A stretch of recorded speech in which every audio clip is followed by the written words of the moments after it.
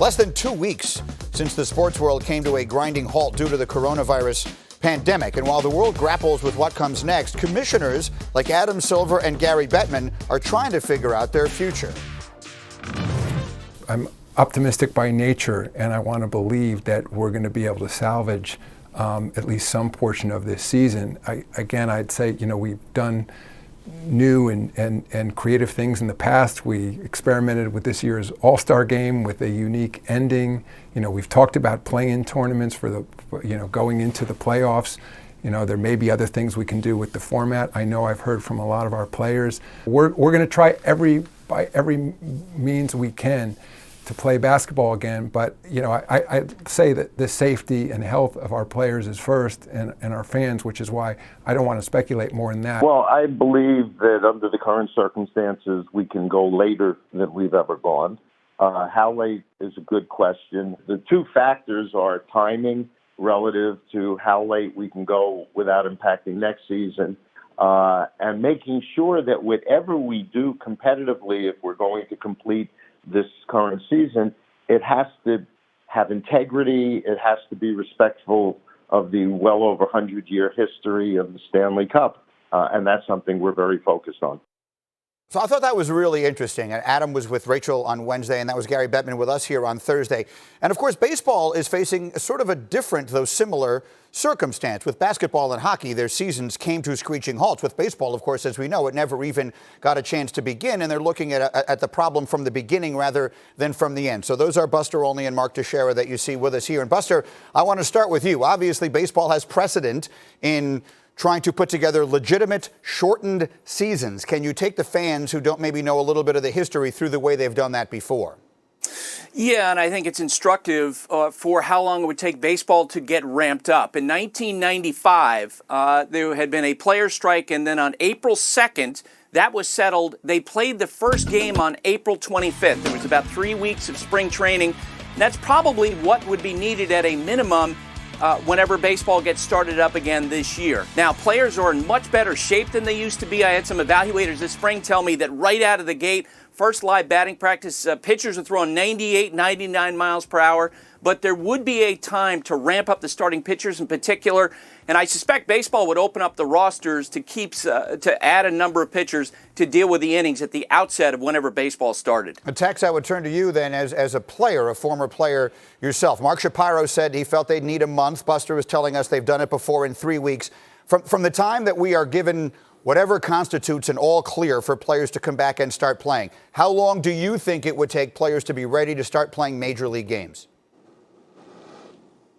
I think 3 weeks is realistic. If you look at, guys are getting in great shape in the offseason. They're basically going back to their offseason program, but you do need a few weeks to get into baseball shape. So I think a week of workouts to get all the rust off, and then 2 weeks of games should be enough to get these guys ready. And I think most baseball players will tell you, I don't want to be in spring training for another month or 6 weeks. They'd like to get to the season and start playing real games. Okay, so then let's spin it forward there if we can. I'm not going to start speculating as to when this may happen.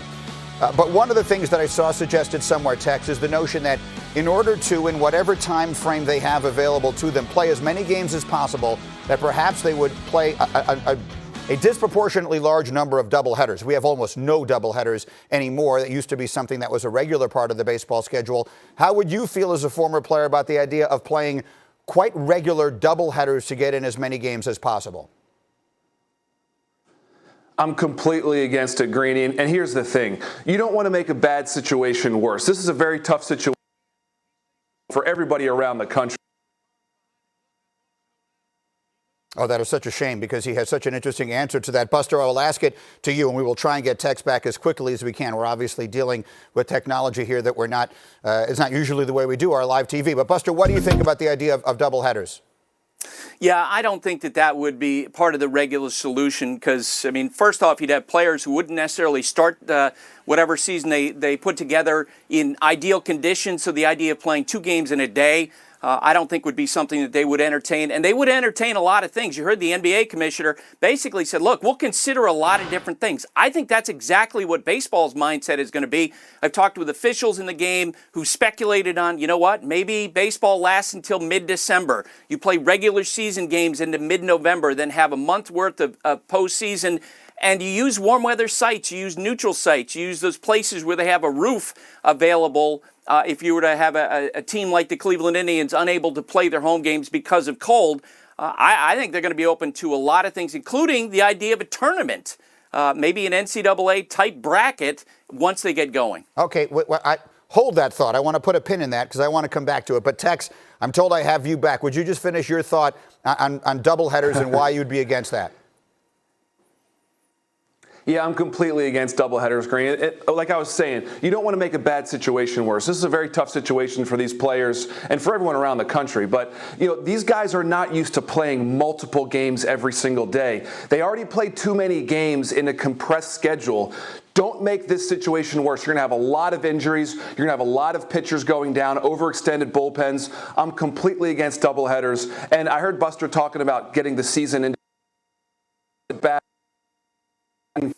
Oh, that is such a shame that we're losing him there again. Tex, hang on for me a minute. We'll try and get something back together again. Again, we keep losing you. Buster, I will come back to you then. What was that you were saying about the possibility of an NCAA-like tournament?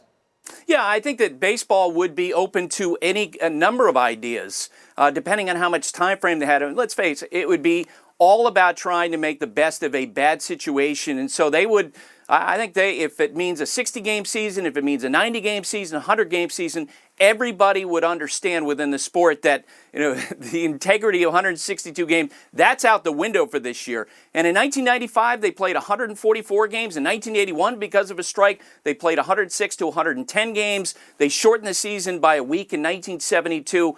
I think baseball is going to be flexible in how it deals with this. Yeah, that was going to be my next question to you, is what constitutes integrity? We heard Gary Bettman say that here on Get Up With Me last Thursday, that whatever they do, it has to sort of live up to the integrity of the last 100 years of the Stanley Cup. That doesn't necessarily feel like it is a realistic possibility for baseball. There's no way they're playing what would traditionally constitute a full season. Tex, if they were to play 60 games and then create some sort of play-in tournament or whatever else it is, do you think most of the players would be for that? Do you think that would seem like something that would be satisfying for players and to whatever extent you can answer this, for fans as well? Well, I think it'd be fun. I don't think players are going to be for that. I mean, listen, if you start the season in June, you can play 100 games and you can have a normal season, right? If you start the season in July or August, you're going to have to get very creative. And I think players right now are trying to be optimistic, saying let's try to get back by June 1st maybe and have a 100-game season and then a regular off or postseason, because I think you start getting in a lot of trouble when you start talking about playing games in November and December. The weather just won't allow that in Major League Baseball. Tex, really quickly, how about playing with no fans in the stands? It's something that we've talked about with regard to the NBA and basketball. How about in baseball? How would you feel about games being played in empty stadiums? I would have no problem with empty stadiums, honestly. I mean, I think people are going to be so excited about watching baseball on television. If they're told because of health reasons that they can't go to the stadium for a few months to start the season, they're going to be okay with that. But they're going to be watching at home. I would agree with that. And you know what? I'm going to leave it there, and we're going to come back to this because I feel like there are a lot more questions I want answered, and you guys will be there with us. Buster, thank you. Tashara, thank you guys both very much. You be safe, and we will check in again as this week goes on because there's a lot more I'd like to ask about that. Meanwhile, I can tell you that we have an encore presentation of the Oscar-winning 5-part 30 for 30 documentary, OJ, Made in America. It'll air over 4 nights starting tomorrow here on ESPN, and it's on the ESPN app. Part 1 begins at 7 Eastern with Part 2 immediately following. If you haven't seen it, it's brilliant. And it will air again over the course of this week starting tomorrow on ESPN. All right, as we continue here, it was a divorce both unthinkable and anticipated. What was the final straw? We'll tell you ahead. You're watching Get Up on ESPN.